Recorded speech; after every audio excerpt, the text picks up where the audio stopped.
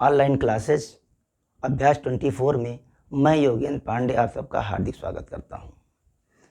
आज का जो विषय है वो है गांधी इरविन समझौता, पूना पैक्ट का प्रभाव, सविनय अवज्ञा आंदोलन, उसका महत्व और चंपारण आंदोलन। कभी कभी क्या होता है कि परिस्थितियां विपरीत हो जाती हैं और जो आपका सबसे बड़ा दुश्मन होता है वो चाहता है कि आप उसके सबसे बड़े मित्र बन जाएं। यही कुछ कंडीशन अंग्रेज़ों के साथ भी हुई जब 3 गोल सम्मेलन हुए और उसमें पहले में कांग्रेस नहीं गई तो अंग्रेज़ सरकार को ये लगा कि यह गोल मेज सम्मेलन जब ही संपन्न हो सकता है जब इसमें कांग्रेस भी पार्टिसिपेट करे। अगर कांग्रेस पार्टिसिपेट नहीं कर रही है तो उस गोल मेज सम्मेलन का कोई महत्व नहीं रह जाता है। तो फिर क्या किया जाए, कांग्रेस को कैसे बुलाया जाए? तो कांग्रेस को बुलाने के लिए जो तत्कालीन वायसराय इरविन महोदय थे, उन्होंने एम.आर. जयकर और तेज बहादुर सप्रू के नेतृत्व में गांधी जी के साथ समझौता करने का प्लान किया। गांधी जी के साथ समझौता करने का प्लान किसने बनाया? इरविन महोदय ने। क्यों? क्योंकि इरविन गांधी जी को या कांग्रेस को द्वितीय गोलमेज सम्मेलन में ले जाना चाहते थे। और ले क्यों जाना चाहते थे? क्योंकि प्रथम गोलमेज सम्मेलन असफल हो चुका था। तो अंग्रेजों को लगा कि अगर गांधी जी को लाया जाए, कांग्रेस का रिप्रेजेंटेशन किया जाए द्वितीय गोलमेज सम्मेलन में, तो इन केस द्वितीय गोलमेज सम्मेलन हो सकता है कि उसका कोई रिजल्ट आ जाए। तो इसलिए गांधी और इरविन के बीच एक समझौता हुआ जिसे हम दिल्ली समझौता या दिल्ली पैक्ट के नाम से जानते हैं या गांधी इरविन समझौता के नाम से जानते हैं। इस समझौते को कंप्लीट कराने में तेज बहादुर सप्रू और एम.आर. जयकर की महत्वपूर्ण भूमिका रही। तो आइए देखते हैं कि गांधी इरविन समझौता था क्या। हुआ क्या कि जनवरी 1931 में महात्मा गांधी तथा कांग्रेस कार्यकारिणी के सभी सदस्यों को, अब देखिए अंग्रेजों की चाल, क्या किया इन्होंने। अब चूंकि कांग्रेस को क्या करना है, सेकेंड गोलमेज सम्मेलन में इनवाइट करना है, तो भैया अगर मछली को जाल में फंसाना है तो चारा तो डालना ही पड़ेगा। हुआ क्या, अब अंग्रेजों ने चारा डालना शुरू किया किसके सामने? कांग्रेसियों के सामने। क्या चारा डाला उन्होंने? गांधी सविनय अवज्ञा आंदोलन जब दोबारा शुरू किया था लौटने के बाद लंदन से, तब उनको गिरफ्तार कर लिया गया था गांधी जी को। 1931 में महात्मा गांधी तथा कांग्रेस के कार्यकारिणी के सभी सदस्यों को बिना शर्त, देख रहे हैं यहाँ पर, बिना शर्त, मतलब जो आदमी बिना शर्त के कोई काम नहीं कर सकता है वो बिना शर्त क्या हो गई, कांग्रेस को रिहा करने पर आमादा हो गई कि चलो भाई आपसे हमारे के बीच सारे झगड़े बवाल खत्म और हम आपको बिना शर्त रिहा करते हैं, कोई शर्त की जरूरत नहीं है। अगले ही महीने क्या हो गया, वायसराय के साथ कांग्रेसियों की एक लंबी बैठक हुई और 5 मार्च 1931 को गांधी इरविन समझौते पर हस्ताक्षर हुए, जिसे गांधी इरविन समझौता अथवा दिल्ली पैक्ट के नाम से जाना जाता है। अब आप समझ गए होंगे कि ऐसा क्यों किया अंग्रेजों ने, बिना शर्त गांधी जी को छोड़ दिया, फिर खुद बैठक दिल्ली में आयोजित कर रहे हैं, गांधी जी को इनवाइट कर रहे हैं। क्यों? क्योंकि भैया पहला जो समझौता था, गोलमेज सम्मेलन था, वो बेकार हो गया था कांग्रेस की अनुपस्थिति में। तो कांग्रेस को अब लंदन ले जाना था, तो जाहिर सी बात है कि कांग्रेस और उसके सदस्यों को क्या करना होगा, रिहा करना होगा। और उसके बाद एक लंबी वार्ता चली दोनों के बीच और क्या हुआ, फिर दोनों में समझौता हुआ। अब समझौता किन किन मुद्दों पर हुआ, ये अहम बात है। समझौता किन किन मुद्दों पर हुआ उसको देख लेते हैं। सरकार ने क्या कहा, कांग्रेस क्या करेगी, सरकार का बहिष्कार नहीं करेगी। यहां देखिए 3rd नंबर पे क्या लिखा है, पहली तो हम यही देख लें, कांग्रेस क्या करेगी, सरकार का बहिष्कार नहीं करेगी। गांधी जी के सपोर्टिव क्या था, गांधी जी ने कहा भैया ऐसे सभी राजनीतिक बंदियों को जिनके विरुद्ध हिंसा का आरोप नहीं थे रिहा कर दिया जाए। दूसरा, कांग्रेस दूसरे गोलमेज सम्मेलन में भाग लेगी। मतलब आप देखो कि सब कुछ किसके अकॉर्डिंग चल रहा है, अंग्रेजों के अकॉर्डिंग। मतलब एक तरीके से अंग्रेजों ने ट्रैपिंग कर दी, अंग्रेजों ने महात्मा गांधी के लिए ट्रैपिंग कर दी, जाल बिछा दिया कि आओ और फंसो जाल में। लेकिन गांधी जी भी साउथ अफ्रीका से लौट कर आए थे, उन्होंने ऐसी बहुत सारी ट्रैपिंग देखी होंगी, इसलिए वो भी बाल बाल बच्चे इसमें। गांधी जी पुलिस द्वारा की गई जातियों के बारे में जांच की मांग नहीं करेंगे। मतलब अगर देखें तो कुल मिलाकर के ये जो समझौता हुआ वो कांग्रेस के पक्ष में ना होकर इरविन के पक्ष में ज़्यादा था। लोगों ने तो यहाँ तक कह दिया कि इरविन ने गांधी जी को झुंझुना पकड़ा दिया है, खिलौना, छोटा सा बच्चा समझ के झुंझुना पकड़ा दिया है। गांधी इरविन समझौते का झुंझुना पकड़ा दिया है, खिलौना पकड़ा दिया है। बच्चा रोता है ना तो क्या करते हैं, चुप हो जाओ भैया, ये लो आपने झुंझुना पकड़ा दिया, वो खेलने लगा, मस्त हो गया। ऐसे गांधी जी के भी साथ हुआ। लेकिन गांधी जी कच्चे खिलाड़ी नहीं थे, उन्होंने कच्ची गोलियां नहीं खेली थी, उन्होंने वो गोली खेली थी और उसी गोली के बल पर उन्होंने साउथ अफ्रीका में कांग्रेसियों को, साउथ अफ्रीका में अंग्रेजों को पानी पिला दिया था। क्लियर? गला कुछ खराब है भाई, थोड़ा सा मैनेज कीजिएगा आप लोग। तो अब द्वितीय गोलमेज सम्मेलन में गांधी जी इनवाइट कर लिए गए। अब इसमें बहुत सारी चीजें हैं कि द्वितीय गोलमेज सम्मेलन में गांधी जी गए तो किससे गए, कहाँ ठहरे, क्या किया, ये सब चीजें गांधी जी के विषय में हमको ऐसे क्वेश्चन पूछे जाते हैं और उसका हमें आंसर भी देना होता है। तो जब द्वितीय गोलमेज सम्मेलन हुआ तो हम देख लें कि वहाँ की क्या कंडीशन है जहाँ ये गोलमेज सम्मेलन ऑर्गेनाइज किया जा रहा है। उस पर हम चर्चा करेंगे कि गांधी जी कैसे गए, कहाँ ठहरे, किस जहाज़ से गए और राजा से कब मिलने गए, राजा से मिलने गए तो उनकी कंडीशन क्या थी, है ना। इवन कि विंस्टन चर्चिल ने तो इनको एक अधनंगा फ़कीर कह दिया। ये सब चीज़ें पर भी हम चर्चा करेंगे। लेकिन पहले थोड़ा टॉपिक पर देख लेते हैं कि द्वितीय गोलमेज सम्मेलन के समय सम्राट कौन है, प्रधानमंत्री कौन है, वायसराय कौन है। अभी जब गांधी इरविन समझौता हो रहा है तब तो वायसराय इरविन है, लेकिन जैसे ही द्वितीय गोलमेज सम्मेलन होगा उस समय वायसराय भारत का कौन हो जाएगा, वेलिंगटन। गांधी जी का धुर विरोधी, पक्का विरोधी था गांधी जी का वेलिंगटन। आइए देखते हैं दूसरा गोलमेज सम्मेलन लंदन में, डेट याद रखें कब, 7 सितंबर से 1 दिसंबर 1931 तक संपन्न हुआ। इस समय वहाँ का जो शासक था वो थे जॉर्ज पंचम। प्रधानमंत्री कौन थे, रैमजे मैकडोनाल्ड, ये लेबर पार्टी के थे। और वायसराय वेलिंगटन जो गांधी जी का सबसे बड़ा दुश्मन, और भारत सचिव थे सैमुअल होर। तो ये 3-4 नाम हैं जो आपको MCQ में पूछ सकते हैं, बोर्ड पूछ सकता है, एग्जामिनर पूछ सकता है, या फिर वन लाइनर में भी इसको पूछा जा सकता है। इस पे द्वितीय गोलमेज सम्मेलन में मुद्दा इस पर आ गया कि जो ये दलितों के लिए अलग निर्वाचन की बात कही गई, इसमें मामला फंस गया। बाकी कई मुद्दों पर सहमति बन गई कि भारत एक संघ होगा, सबको वयस्क मताधिकार दिया जाएगा। इन सब मुद्दों पर तो बस सहमति बन गई, लेकिन असहमति कहाँ आ गई, दलित के अलग निर्वाचन क्षेत्र की मांग पर। अंबेडकर दलितों के लिए अलग निर्वाचन क्षेत्र की मांग कर रहे थे।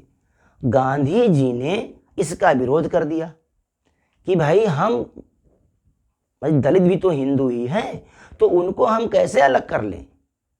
तो गांधी जी ने दलितों के लिए अलग निर्वाचन क्षेत्र की मांग का बहिष्कार किया और सम्मेलन छोड़कर गांधी जी चले आए।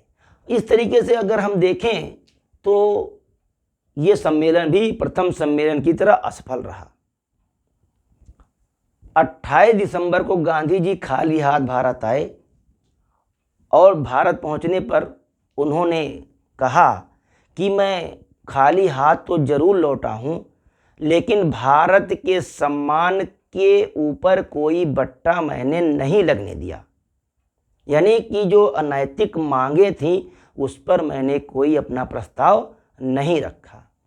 अब थोड़ा देख लेते हैं गांधी जी वहाँ गए द्वितीय गोलमेज सम्मेलन में तो कौन कौन सी घटनाएं गांधी जी के साथ घटी, इसको थोड़ा देख लेते हैं।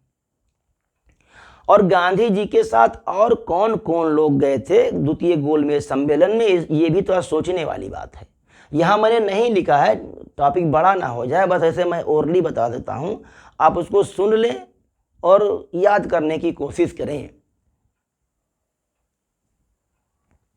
हुआ क्या कि जैसे ही इरविन यहाँ से गए और वेलिंगटन आया तो गांधी इरविन समझौते का वेलिंगटन ने जबरदस्त उल्लंघन करना शुरू कर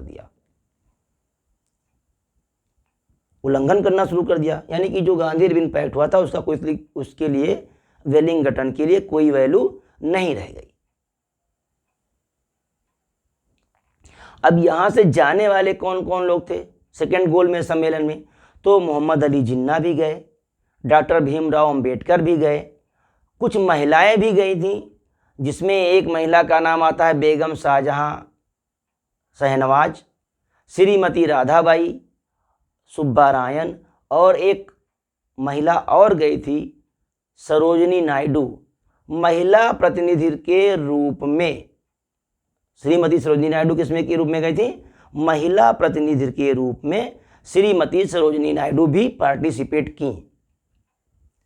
और मदन मोहन मालवीय हिंदू प्रतिनिधि के रूप में द्वितीय गोलमेज सम्मेलन में प्रतिनिधित्व करने पहुंचे थे।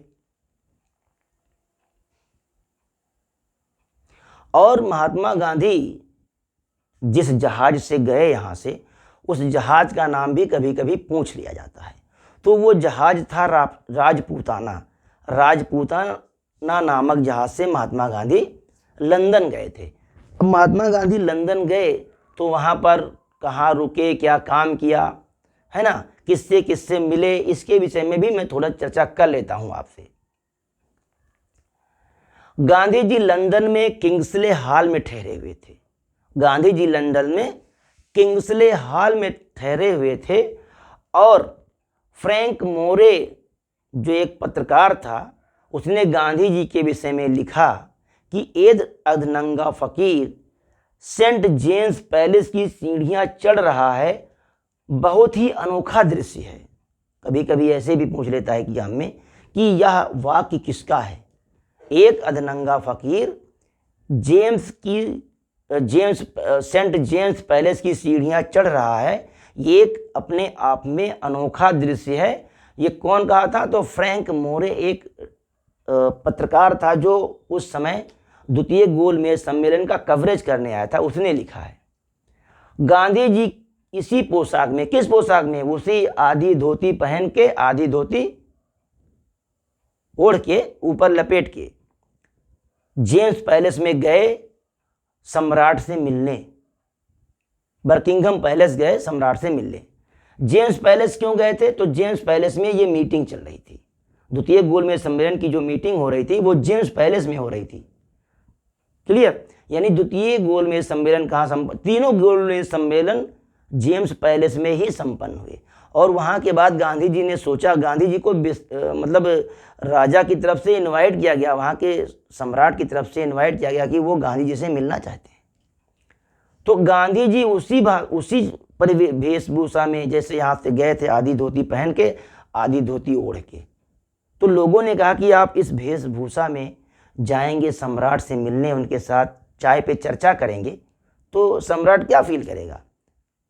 गांधी जी ने सिंपल सा जवाब दिया, भाई हमारी जो ऐसी दशा है, आज हम एक धोती में काम कर रहे हैं, एक धोती पहन रहे हैं, उसमें कहीं ना कहीं हमारे सम्राट की ही सबसे बड़ा योगदान है। यानी हमारे जो सम्राट हैं, इंग्लैंड के जो शासक हैं, उनका सबसे बड़ा योगदान है कि हम कैसे कंडीशन में हैं आज, एक धोती के कंडीशन में। तो कम से कम वो इस चीज़ को देखें, फील करें कि क्या हो रहा है हमारे साथ, हमारे देश में। आगे देखते हैं, गांधी जी वापस जब आए तो वेस्टियाना जहाज से वापस आए थे। किस जहाज से आए थे?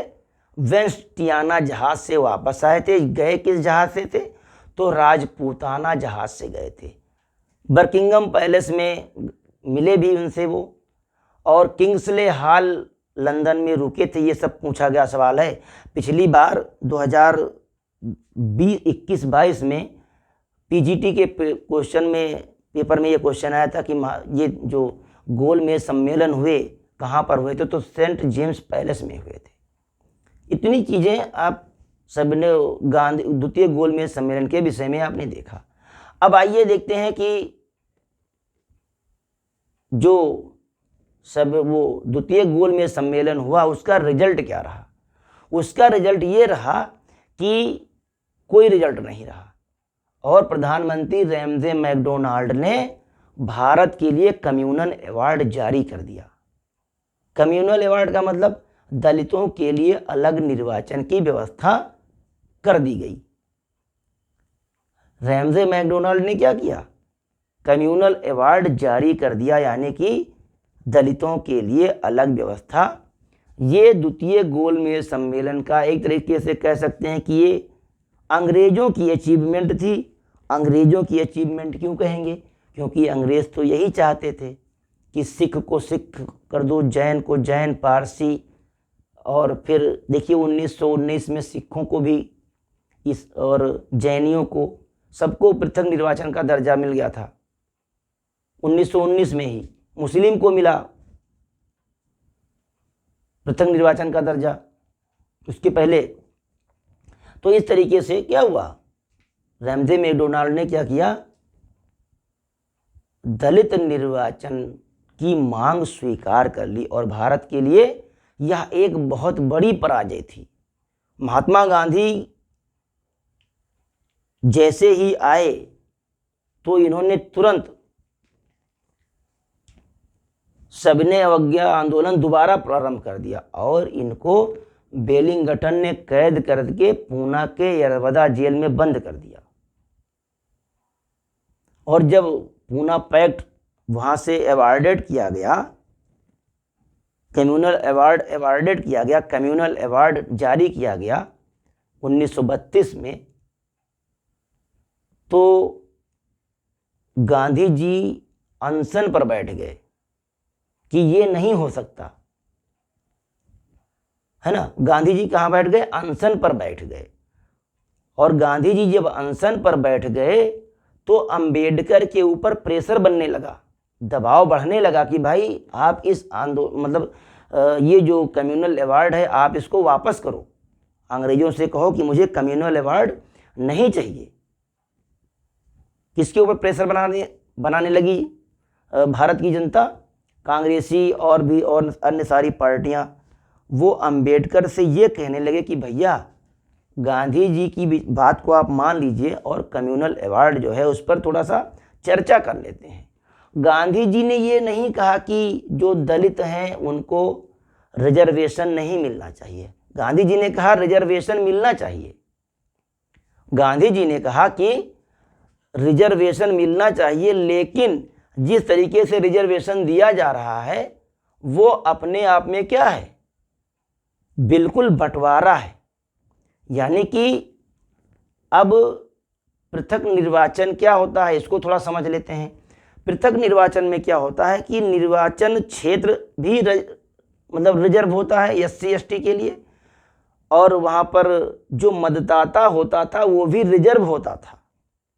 अभी वर्तमान समय में क्या परिस्थिति है? रिजर्वेशन है, जो भी आरक्षित क्षेत्र है, कॉन्स्टिट्यूएंसी है या असेंबली है, वहाँ पर SC ST या OBC SC ST के कैंडिडेट खड़े होते हैं, और मतदाता सारे लोग होते हैं, चाहे वो हिंदू हो, मुसलमान हो, चाहे वो ब्राह्मण हो, क्षत्रिय हो, सब वोट करते हैं एससी को। लेकिन उस समय ऐसा नहीं था। इसमें गांधी जी का विरोध इसी बात पे था कि भाई अगर एससी का कैंडिडेट खड़ा है तो वोट सिर्फ एससी करेगा, ऐसी व्यवस्था उसमें की गई थी। इसमें किसमें? दलितों के लिए अलग निर्वाचन क्षेत्र में ऐसी व्यवस्था की गई थी कि अगर दलित खड़ा है तो उसको वोट देने वाले भी दलित ही होंगे। और इसमें एक फॉल्ट और था। मान लीजिए जैसे कोई एक दलित वोट कर रहा है, एक दलित कैंडिडेट ए खड़ा है और इसके सपोर्टर सारे दलित हैं, लेकिन इसी बीच में सवर्णों के सहयोग से एक डमी कैंडिडेट खड़ा कर दिया गया बी, ये भी दलित है। तो क्या होगा?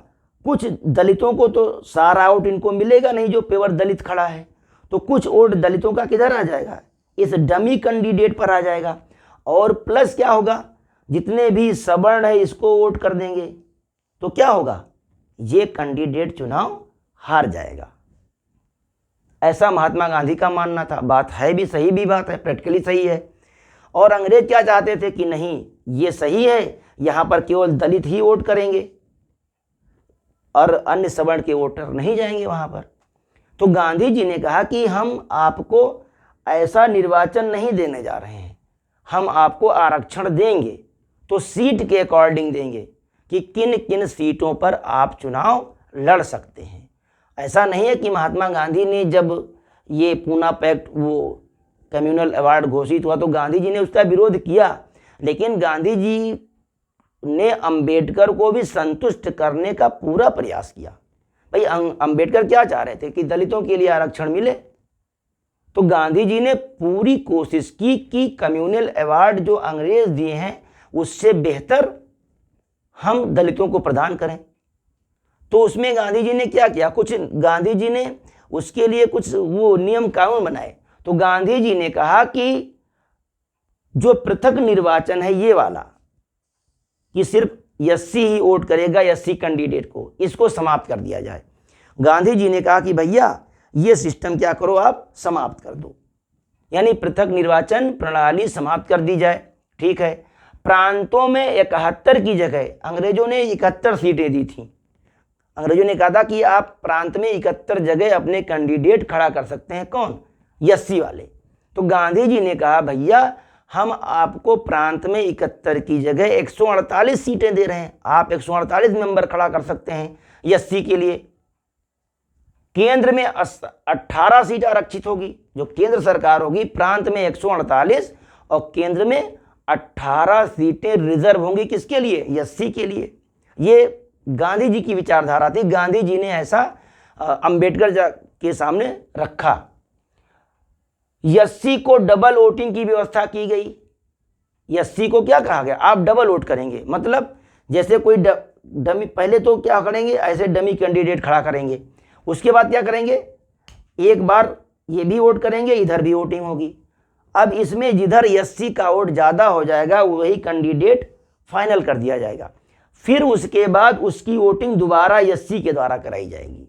इस तरह से क्या होगा, जो कैंडिडेट जीत कर आएगा वो बिल्कुल एग्जैक्ट वही कैंडिडेट जीत कर आएगा जिसको लोग जनता चाहेगी। डमी कैंडिडेट फिर वहाँ इलेक्शन नहीं जीत सकता है, क्योंकि जब दोबारा वोटिंग होगी तो ये डमी कैंडिडेट क्या होगा, अपने आप बाहर हो जाएगा, क्योंकि तब यहाँ पर जर्नल को वोट करने का अधिकार नहीं। क्लियर? आगे बढ़ते हैं। सरकारी नौकरियों में भी आरक्षण होगा। महात्मा गांधी ने कहा कि इतना ही नहीं, आपको हम सरकारी नौकरी में भी क्या करेंगे, आरक्षण देंगे। और देखिए, प्रांतों के शिक्षा बजट का कुछ अंश एससी के ऊपर खर्चा किया जाएगा। प्रांत में जो शिक्षा का बजट होगा वो किस पे खर्चा किया जाएगा? एससी पे, शेड्यूल कास्ट पे खर्चा किया जाएगा। तो इस तरीके से जब चीजें हुई तो महात्मा गांधी और अंबेडकर के बीच उसी पूना में जहां पर महात्मा गांधी बंद थे, यरवदा जेल में, वहीं पर क्या हुआ, अंबेडकर और गांधी जी के बीच में यरवदा करार कहें या पूना पैक्ट कहें, दोनों के बीच में ये काम हुआ। अब पूना पैक्ट में हुआ क्या, द्वितीय गोलमेज सम्मेलन के बाद 16 अगस्त 1932 को रैमजे मैकडोनाल्ड ने सांप्रदायिक अवार्ड की घोषणा की थी। ये मैं बता चुका हूं आपको।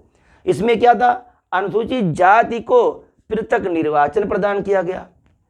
एक चीज और हुआ था, इसमें हुआ क्या था, उसी को हमने ले लिया है अपने संविधान में। भारत शासन अधिनियम 1935 द्वारा दलितों के लिए अनुसूचित जाति शब्द का प्रयोग किया गया पहली बार।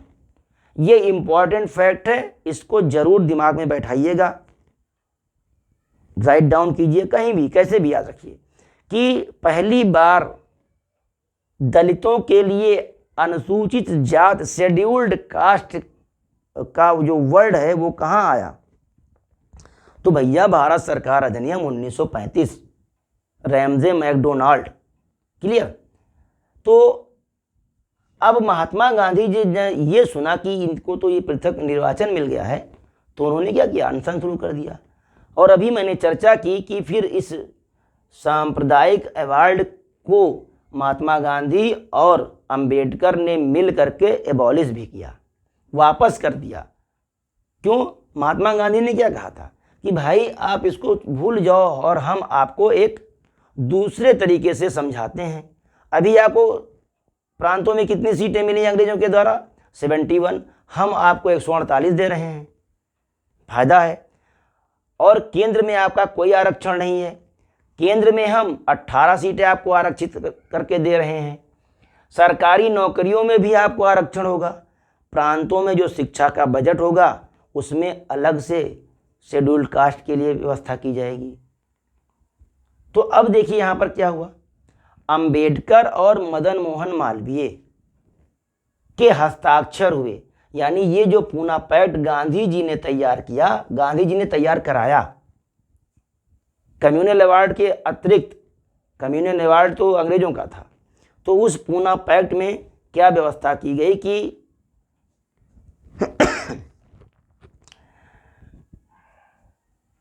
व्यवस्था ये की गई कि जो सारे सिस्टम अंग्रेजों ने किए हैं उसके अपोजिशन में हम दलितों को ज़्यादा सुख सुविधाएं प्रदान करेंगे, लेकिन पृथक निर्वाचन नहीं होना चाहिए। दोनों इस पे सहमत हुए। कौन, अंबेडकर जी सहमत हुए और महात्मा गांधी। तो अंबेडकर ने तो स्वयं हस्ताक्षर किए पूना पैक्ट पर, गांधी जी की तरफ से मदन मोहन मालवीय ने दस्तखत किए थे। गांधी जी उस समय शायद अस्वस्थ थे तो उन्होंने सिग्नेचर नहीं किया था। तो कभी कभी ये क्वेश्चन बन जाता है, पूछ लिया जाता है कि पूना पैक्ट पर किस किस के हस्ताक्षर थे, अंबेडकर गांधी, अंबेडकर मदन मोहन मालवीय, अंबेडकर यमार जयकर, अंबेडकर तेज बहादुर सप्रू, इनमें से कौन सा सही है? तो कौन सा सही है? अंबेडकर और मालवीय सही है। गांधी जी ने दस्तखत नहीं किया था, गांधी जी की तरफ से मदन मोहन मालवीय ने सिग्नेचर किया था। एक घटना वहां पर और अच्छी घटी थी। सी राजगोपालाचारी ने जब दस्तखत हो रहा था तो उन्होंने अंबेडकर से पेन बदल ली थी। मतलब पेन इसलिए बदल ली कि भाई यह एक ऐतिहासिक कलम है, क्योंकि इससे क्या होगा, एक ऐतिहासिक घटना जिस पर दोनों के हस्ताक्षर हुए हैं, तो एक अविस्मरणीय चीज़ है, इसको हम एक्सचेंज कर लेते हैं, आप मेरी रख लीजिए और मैं आपका रख लेता हूँ। तो ये सब चीज़ें थी। अब आइए इतनी घटनाएं घट गईं और इस तरीके से सांप्रदायिक अवार्ड को क्या किया गया, एबॉलिश कर दिया गया, खत्म हो गया।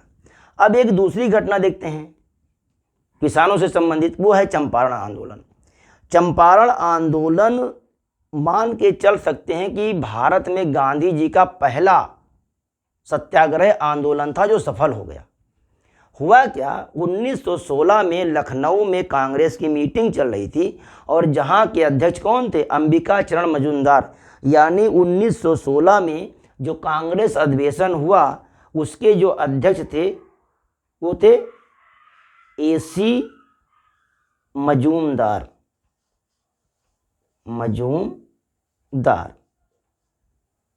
कांग्रेस के अधिवेशन के जो अध्यक्ष 1916 लखनऊ, AC मजूमदार, अंबिका चरण मजूमदार। तो यहां पर बिहार के एक किसान भी आए थे, राजकुमार शुक्ला जी। तो शुक्ला जी ने कहा कि गांधी जी, हमारे यहाँ जो किसान हैं, नीलहे हैं, नील उत्पन्न करने वाले किसान हैं, उनकी स्थिति बहुत दयनीय है। उनके ऊपर तिनकठिया प्रथा लगा दी गई है। तिनकठिया प्रथा क्या होती है? तिनकठिया प्रथा का मतलब ये होता है कि खेत के 3/20 भाग पर, यानी 1/3 भाग पर आपको नील की खेती करनी होगी। और कैसे खेत होंगे? वो सबसे उपजाऊ खेतों पर, है ना, 1/3 भाग पर नील की, मतलब 1/3 हिस्सा खेत जो होगा वो नील की खेती के लिए आरक्षित होगा। ये थी तिनकठिया प्रथा। लेकिन इस समय तक, जब 1916 की घटना है, तब तक आर्टिफिशियल नील आ गई थी मार्केट में। तो इससे क्या था कि जो नील की खेती करने वाले किसान और जो नील की खेती कराने वाले जमींदार थे, ठेकेदार थे, उनका घाटा लगने लगा। घाटा लगने लगा तो ठीक है, खेती छोड़ दीजिए। तब प्रॉब्लम कहाँ थी? प्रॉब्लम वहाँ ये थी कि ये जो ठेकेदार और जमींदार थे जो नील की खेती कराते थे, ये कह रहे थे चूंकि हमारा आपका करार है कि 2/3 भाग पर हम क्या करेंगे, नील की खेती करेंगे, और आप चूंकि खेती कर नहीं रहे हैं तो उसका टैक्स मुझे दीजिए। खेती नहीं कर रहे हैं तब भी टैक्स दीजिए, क्योंकि उससे मेरा घाटा हो रहा है। कहने का मतलब ये है कि हमने किसी के साथ मान लीजिए कोई कॉन्ट्रैक्ट कर लिया, अब उस कॉन्ट्रैक्ट के बाद क्या हुआ कि उसका मार्केट डाउन हो गया, तो कॉन्ट्रैक्टर ये कहे कि मार्केट डाउन हो गया, इससे मुझे नहीं मतलब है, क्योंकि हमारा आपका कॉन्ट्रैक्ट था तो आप मुझे उसका पैसा पेमेंट कीजिए। तो ये तो गलत बात हो गई भाई ना। तो यही मैटर लेकर के राजकुमार शुक्ल गांधी जी के पास यहाँ आए, मिले गांधी जी से। गांधी जी को उन्होंने वहाँ इनवाइट भी किया, गांधी जी गए भी। गांधी जी ने जब पूरा सर्वे किया वहाँ व्यक्तिगत तौर पर, तो उनको लगा कि ये जो तिनकठिया प्रथा है ये वाकई किसानों के लिए खतरनाक है, इसको समाप्त करना चाहिए। और जो ये जमींदार हैं और ये जो ठेकेदार हैं जो नील की खेती कराते हैं, नील के बागान लगवाते हैं, ये गलत तरीके से लोगों से पैसा ले रहे हैं। नीलहों से, जो नील उत्पादन करने वाले लोग हैं, इनसे गलत तरीके से पैसा लिया जा रहा है। तो क्या किया जाए इसके लिए? तो गांधी जी ने सरकार पर दबाव बनाना शुरू कर दिया। गांधी जी ने दबाव बनाना सरकार पर शुरू कर दिया।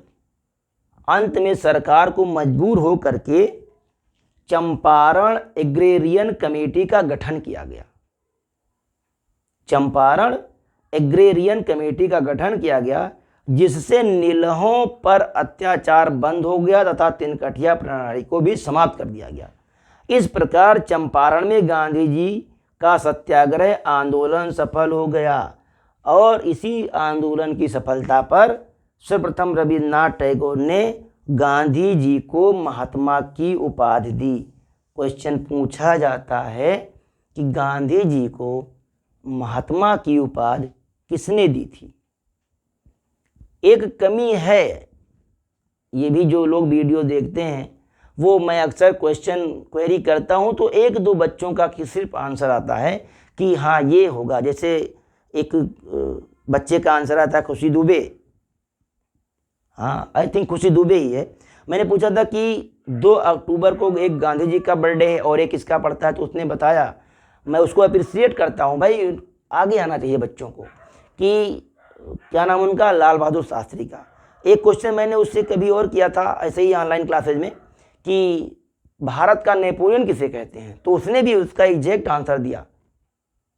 समुद्रगुप्त किसने कहा था? B.A. स्मिथ, है ना, तो B.A. स्मिथ, तो उसने उसका आंसर दिया था। भाई मैं उसको अप्रिशिएट करता हूँ, उसको धन्यवाद बोलता हूँ, और मैं चाहता हूँ कि वो ऐसे बच्चे सारे लोग जो वीडियो देखें वो पूछे गए क्वेश्चन का आंसर जरूर दें। और एक चीज़, लाइक तो जरूर करें। आप इसको पसंद करते हैं कि नहीं करते हैं ये हम कैसे जान पाएंगे? तो लाइक तो करना है, लाइक करें, साथ में शेयर भी करें। शेयर इसलिए करें कि जो बच्चे इन चीज़ों से वंचित हैं उन तक ये वीडियो पहुँचे। भाई इसका कोई पैसा नहीं पड़ रहा है, कोई पेड क्लासेज नहीं है, ये निःशुल्क क्लास है आपके लिए। और ये मैंने अपने स्पेशली अपने बच्चों के लिए ही शुरू किया है। तो मैं उन बच्चों से रिक्वेस्ट करूंगा जो इसको देखते हैं, जो इसको पढ़ते हैं, सुनते हैं, वो इसको शेयर भी करें, लाइक, और कमी कहाँ है कमेंट भी करके बताएं कि यहाँ पर प्रॉब्लम है, इसको थोड़ा सा इम्प्रूव करने की ज़रूरत है। तो आज का जो क्वेश्चन है वो आपके लिए, वो क्वेश्चन ये है कि महात्मा गांधी को तो गांधी जी को महात्मा की उपाधि रविन्द्रनाथ टैगोर ने दी थी, लेकिन महात्मा गांधी की एक उपाधि और है जो शायद आपके लिए नई हो, वो है मलंग बाबा। क्या है? मलंग बाबा। यानी गांधी जी को मलंग की उपाधि किसने दी थी? गांधी जी को, यहाँ देख लेते हैं, गांधी जी को मलंग की उपाधि किसने दी थी? किसकी उपाधि? स्पेस नहीं दिख रहा है, मैं कहाँ लिख दूं? यहाँ लिख देता हूँ एज करके। तो गांधी जी को मलंग की उपाधि, मलंग की उपाधि किसने दी थी? ये क्वेश्चन आपके लिए है और मैं चाहूँगा कि आप कमेंट बॉक्स में ये जरूर लिखें कि जो मलंग की टाइटल है वो किसने दी थी और क्यों दी थी, किस सिचुएशन में गांधी जी को ये मलंग की टाइटल मिली थी। कमेंट में अगर कल तक आप मुझे बता दें तो मैं अगला जो वीडियो इसका डालूंगा, लास्ट वाला पार्ट, उसमें मैं इस पर चर्चा करूंगा कि मलंग कौन होता था, मलंग कौन होता था और गांधी जी को मलंग क्यों कहा गया, और गांधी जी को मलंग की टाइटल किसने दी, ये भी मैं चर्चा करूंगा। लेकिन आप लोग कम से कम कमेंट में ज़रूर लिखेंगे।